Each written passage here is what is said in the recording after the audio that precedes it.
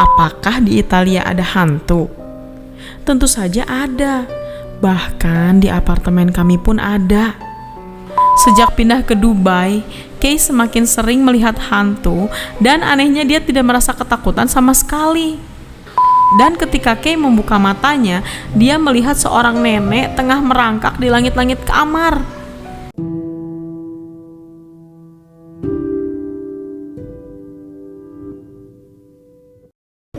Assalamualaikum warahmatullahi wabarakatuh. Kembali lagi di channel Psikis Lo Kena.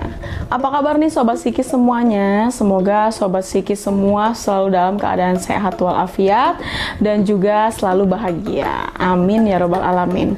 Nah Sobat Psikis, ketemu lagi dengan saya Uci di channel Psikis Lo Kena. Dan kali ini kita ada di segmen Cermiso atau cerita mistis Solo. Nah kali ini tuh cerita yang akan saya bawain adalah pengalaman nyata pribadi yang luar biasa menarik banget.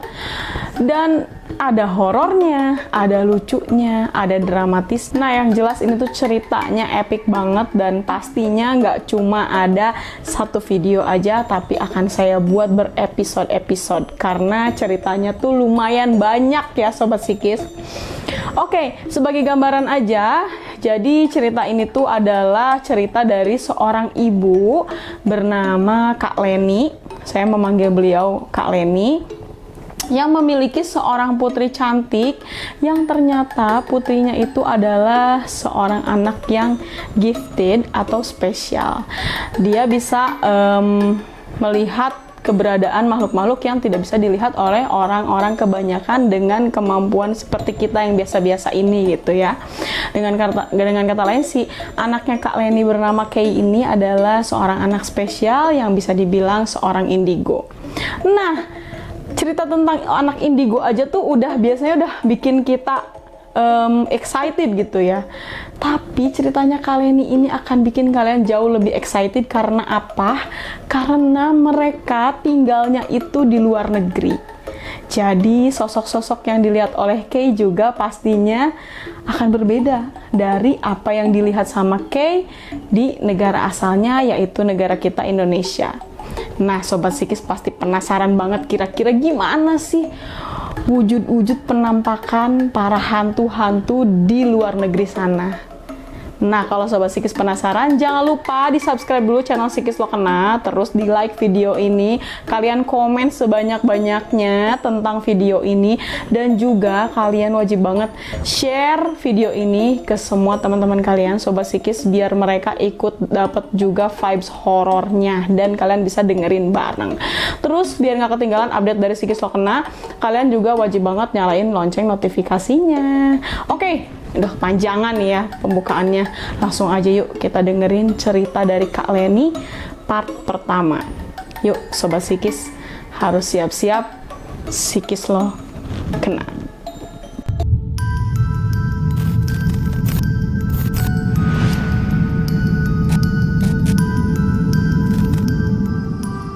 Psikis Lo Kena. Banyak cerita jika balita didampingi para malaikat. Bukan hal yang aneh kalau terkadang mereka terlihat tertawa sendiri seolah ada yang mengajak bercanda.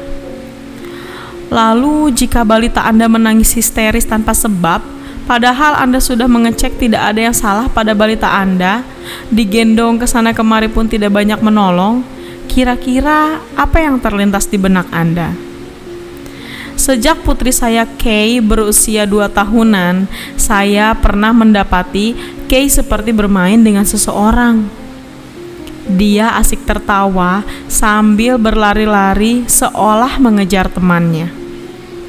Saya curiga ada yang janggal dan saya bergegas menghampirinya karena melihat dia berlari menuju jendela.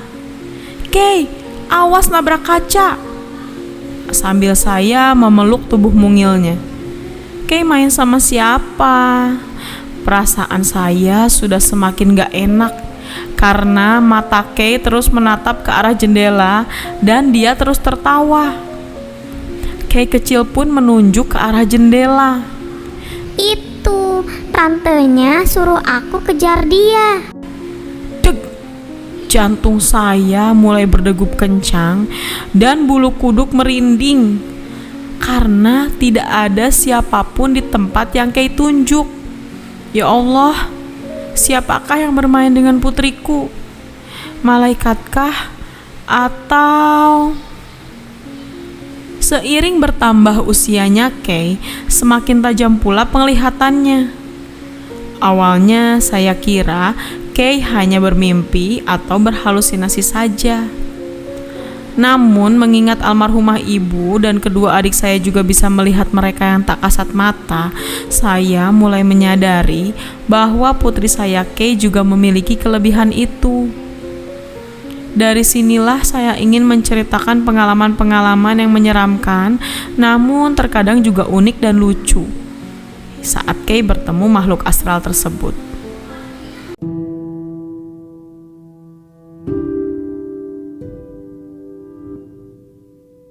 Tahun 2011, kami sekeluarga pindah ke Dubai dan menempati apartemen yang baru selesai dibangun. Walau di sisi kanan kiri sudah ada bangunan lainnya, namun di belakang apartemen masih padang pasir yang kosong. Baru beberapa hari menempati apartemen tersebut, Kay yang saat itu sudah berusia 14 tahun merasakan tubuhnya diangkat saat dia tidur. Dan ketika membuka mata, Kay melihat benar tubuhnya melayang di atas tempat tidur. Namun tak lama kemudian tubuhnya dihempaskan kembali ke kasur. Saya bilang ke Kay, mungkin dia hanya bermimpi. Tapi anaknya ngotot bahwa kejadian yang dialami benar-benar terjadi karena saat itu dia belum tidur. Beberapa hari kemudian, Kay bilang kalau di kamar mandi ada sosok wanita berambut hitam panjang sekali yang wajahnya dipenuhi banyak mata. Dia tak berhidung dan mulutnya hanya seperti garis hitam persis emoji smiley. Kalau dia tersenyum lebar sekali sampai ke ujung pipinya. Kay bilang, dia nggak jahat kok ma. Tempatnya memang selalu di bawah wastafel kamar mandi. Jadi dia tersenyum, seluruh mata di wajahnya berkedip-kedip cantik, kata Kay sambil tertawa.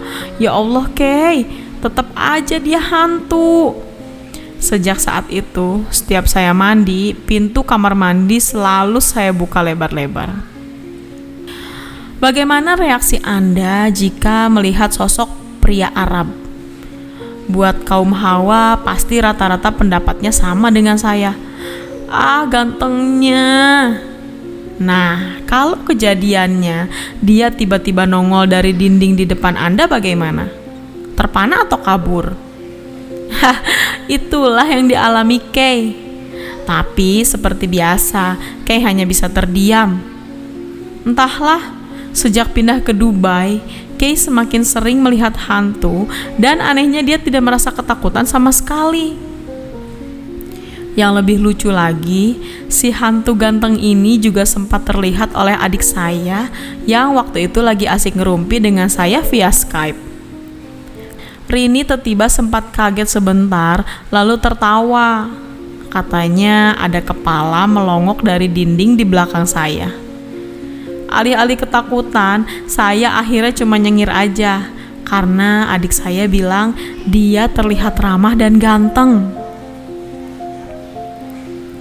Masih di Dubai, ceritanya saya, suami, dan Kay sengaja memilih waktu sehabis maghrib untuk berenang di kolam renang yang ada di lantai paling atas di apartemen kami. Karena biasanya jam segitu kolam renang sudah sepi. Selesai berenang, saya dan Kay mau mencoba fasilitas sauna yang terletak di satu area dengan kamar mandi di lantai tersebut. Baru saja kami masuk, Kay berkata, "Ma, gak usah sauna yuk, kita bilas di bawah aja." Tapi karena saya sudah kebelet mau buang air kecil, saya bilang ke Kay untuk panggil dedinya, supaya menemani kita di ruang ganti. Saya pikir tanggung sekalian bilas di sini aja. "Ada apa sih?" tanya suami. "Dedi, awas jangan ke situ." Kay setengah berteriak. Saya yang lagi sampoan buru-buru keluar karena Kay sudah bolak-balik teriak suruh saya cepetan. Saya lihat suami tertawa-tawa sambil meledek Kay. Ah, dasar penakut, gak ada apa-apa juga Kay. Kay terlihat menatap ke arah sudut kamar bilas dan tiba-tiba keran air yang ada di sudut ruangan nyala sendiri. Tuh, Dedi, dia yang nyalakan kerannya. Dan kelihatannya dia sangat marah, kata Kay dengan wajah ketakutan. Tanpa menunggu lama, kami pun segera meninggalkan ruang bilas. Kay bilang, sejak kita masuk, si wanita berwajah seram itu sudah ada di dalam ruangan bilas. Makanya dia minta saya untuk bilas di bawah saja.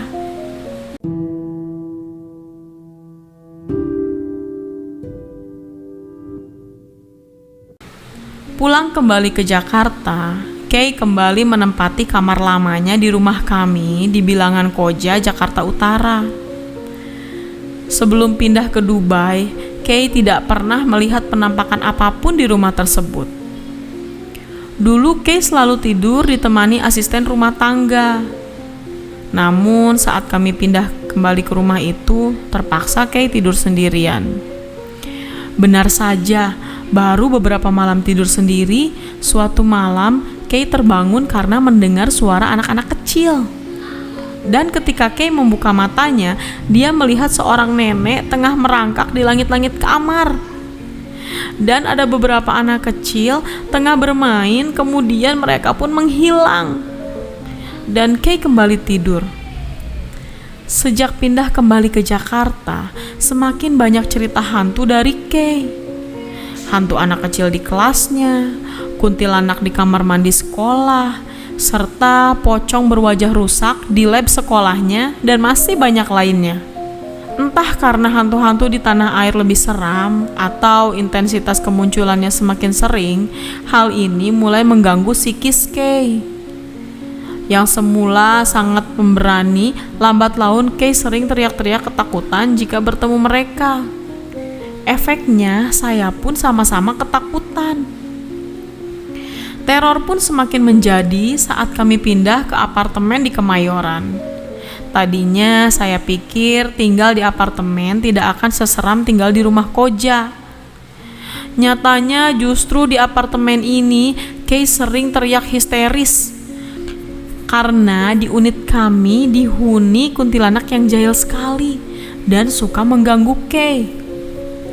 Karena sudah semakin mengganggu dan Kay juga sudah bisa melakukan astral projection, alias dia bisa melepaskan sukma dari tubuhnya.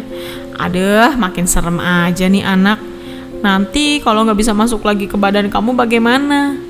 Kay hanya ketawa-ketawa, katanya itu sudah dia lakukan berkali-kali. Ya Allah, kami pun semakin khawatir dengan kondisi Kay. Dan takutnya nantinya akan terjadi sesuatu yang buruk. Nauzubillah min zalik. Akhirnya kami memanggil ustadz untuk meruqyah Kay dan menutup mata batinnya agar dia tidak bisa melihat makhluk-makhluk astral lagi. Alhamdulillah setelah 2 kali ruqyah, Kay kembali normal dan sudah tidak bisa melihat mereka lagi.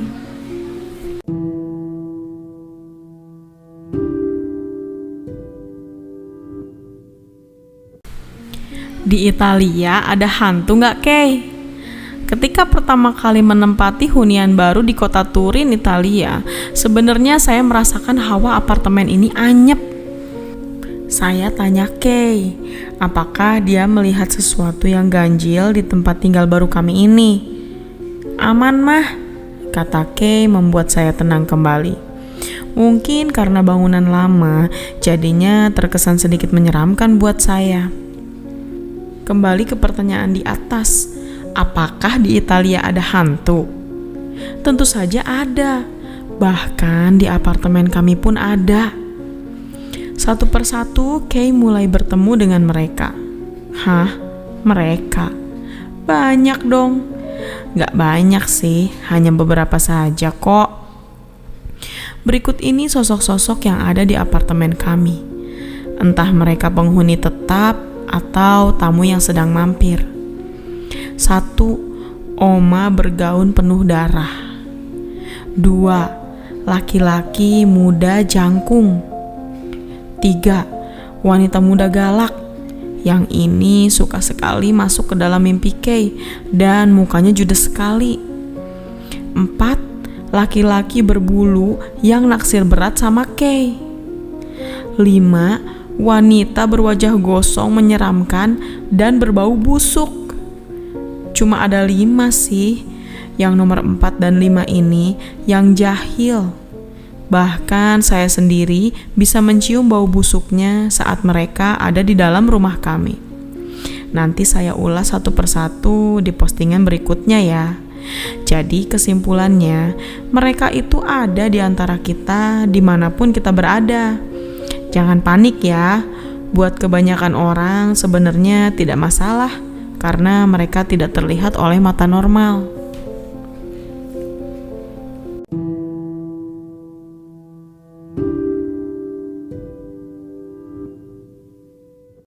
Nah, itu tadi cerita dari Kak Leni part pertama. Tahu sendiri kan, part pertama aja kita udah dibikin amazed gitu ya, kayak oh begitu ternyata penampakan hantu-hantu di Dubai. Bahkan ada hantu Habibie ganteng yang keluar dari tembok. Wih, gila sih, epic banget. Nah, pastikan kalian semua ikutin terus series yang ini, yang cerita Kak Leni ini. Akan ada part-part selanjutnya. Jadi kalian wajib banget subscribe channel ini, terus dinyalain lonceng notifikasinya supaya nggak ketinggalan di cerita Leni yang part 2 udah update apa belum gitu. Oke Sobat Psikis, makasih banyak yang udah dengerin Cermiso kali ini di episode cerita Leni yang part pertama. Semoga teman-teman atau Sobat Psikis semua suka dengan videonya, dan juga jangan lupa untuk selalu ambil hikmah baiknya dari setiap cerita yang kita bawakan di channel Psikis Lokena, dan yang buruk-buruknya di skip aja. Terus ingat kalau Allah menciptakan manusia dan jin hanya untuk beribadah kepadanya, jadi kalian semua jangan merasa makin takut atau makin bahkan sampai berpikir untuk berteman ataupun bersekutu dengan bangsa mereka gitu ya teman-teman. Oke deh, billahi taufiq wal hidayah. Wassalamualaikum warahmatullahi wabarakatuh. Uci undur pamit, siap-siap Psikis Lokena.